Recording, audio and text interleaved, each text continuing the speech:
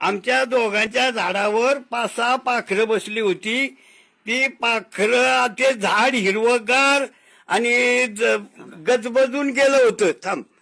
आणि मग पुढं काय झालं, पुढं अशी भानगड झाली की म्हातारपण आल्यावर अशी काय फसगपलत झाली आणि पंख फुटल्यावर सारी पाखर भरभर उडून गेली. आमची लाडाची सुनबाई काही सांगू तिची नवलाई, नवऱ्याच्या कानात सांग तुमचा आई बापू पाहिजे नाही. आणि जित्या परी हे मरण आमचं आम्ही डोळ्यांनी पाहिलं र.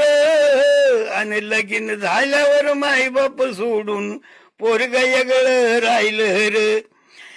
जन्म देऊन आम्ही पोराला सुख दुःख कितीतरी सायलं र. आणि लगीन झाल्यावर माय बाप सोडून पोरग वेगळं राहिलं र.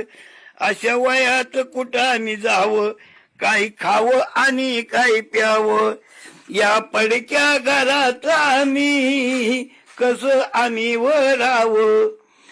आणि जित्या परी हे मरण आमचं आम्ही डोळ्यांनी पाहिलं र.